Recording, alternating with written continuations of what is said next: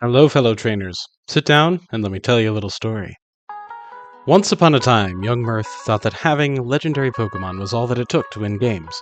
Whether it was gold, silver, or crystal, or later black and white and X and Y, I thought that if I just took Pokemon that I could crush the Elite Four with, I would beat all my friends and would be the best. And that lasted about until I actually played one of my friends who had discovered this thing called EV trading, and proceeded to beat me very soundly despite my formidable roster of legendary Pokemon. After I picked up the pieces of my feelings and duct taped them back together again, I set off on a glorious quest to find out what this mystical EV training was, and how it could help me win Pokemon games. As a note, this guide is not meant to be exhaustive, but rather a general first pass guide meant to cover the how-to of basic EV training, how I personally like to train in Scarlet and Violet, and how you can EV train your Pokemon as well, in order to prepare them for the competitive battling experience. Effort value training, or EV training for short, is training a Pokemon to optimize its stats for competitive battles.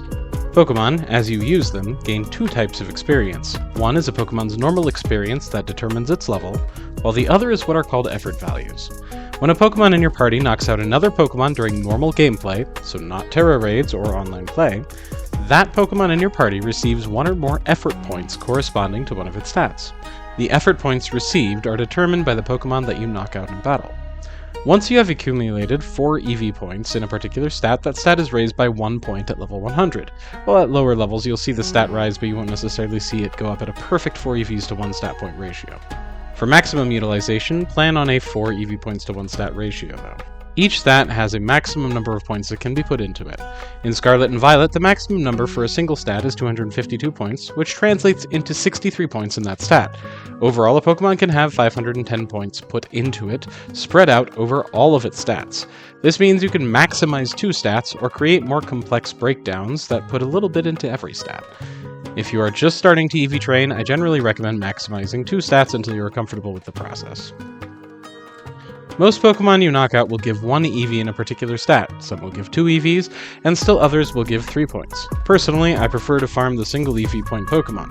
But Mirth, 1 EV point at a time is a lot of battles to hit 510 EV points. You're right! So allow me to introduce the power items. From your local Delibird presence comes the latest in training equipment, the power items. Each of these finely crafted held items will give your Pokemon 8 EV points in the listed stat when you knock out a Pokemon, significantly increasing the speed at which you can train your Pokemon to their fully EV'd potential. Just give your Pokemon a power item to hold and voila! Instead of 252 knockouts to have a fully EV trained stat Pokemon, you can do it in 28. Order yours today. All the Pokemon on your team also receive EVs every time you knock out an opposing Pokemon. If you give them power items as well, you can EV train an entire set of 6 Pokemon at the same time, as long as you're fine with them having the same stat EV spreads. Usually this works best if you're maxing 2 stats.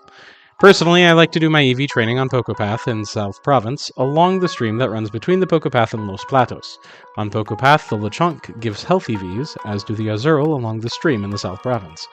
The Tarantula and Scatterbugs on Pokepath give defense EVs, the Hoppips give special defense EVs, the Psyducks give special attack EVs, and the Fletchlings give speed EVs. In fact, using these Pokemon, you can EV train anything but normal physical attack. For that, I travel to the Asado Desert and then move along the cliff wall.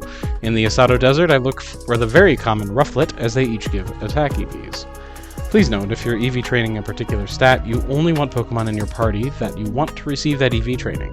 Due to the experience share function that is now built into the game, all party Pokemon, unless knocked out, will receive the EVs from the Pokemon that are knocked out by the lead Pokemon in your party.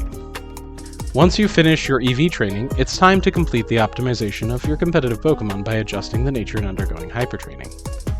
For me, the best place to complete both of these tasks is in Montenevera. In the home of the Rhyme Time, you can find the Hyper Trainer, who for the low price of a single bottle cap will maximize a Pokemon's IVs in a particular stat. IVs stand for individual values, and are randomly generated at the time of either acquiring a Pokemon egg or catching a Pokemon in the wild, and they are a value of 0 to 31. This value is indicative of a Pokemon's overall growth potential in each individual stat, and while it can be measured, in general, the short of it is that most of the time you want to hypertrain HP, both defenses, whichever attack stat you're going to use, and unless you're looking for a very specific speed for your Pokemon or building for a Trick Room team, you'll usually want to hypertrain speed as well. Bottle caps can be purchased from any Delibird Presence location or found in high-level Terra raids, and gold bottle caps will maximize all the Pokemon's IVs. Please note that only Pokemon level 50 or higher can undergo hypertraining. Last but not least, head over to the nearest Chansey supply. There you can purchase a mint to optimize the stat boosts that are given via a Pokemon's nature. If you look at a Pokemon, most of the time one stat has a red plus next to it, while the other has a blue minus. The red plus indicates a boost to the growth of that stat, while the blue minus indicates a decrease in growth to that stat. Generally, it's best practice to have the minus stat be in the attack or special attack, whichever you don't use on that Pokemon unless you're building a Trick Room team. Personally, I like to have adamant boosts on my physical attackers, modest boosts on my special attackers, or a speed boosting nature if I want to make sure they can go as fast as possible. Sometimes, for a particular set, I may look to use one of the mints that boosts the defensive stat, but that's a little more particular to a Pokemon that I'm training as a tank and not as universally applicable. And there you have it. You have successfully min-maxed a Pokemon's stats in either Scarlet or Violet and trained a Pokemon for either competitive play or high-level Terra raids. If at some point you'd like a more in-depth guide on specific EVs to try and train your Pokemon for, let me know in the comments. Have a great day, and remember, never surrender.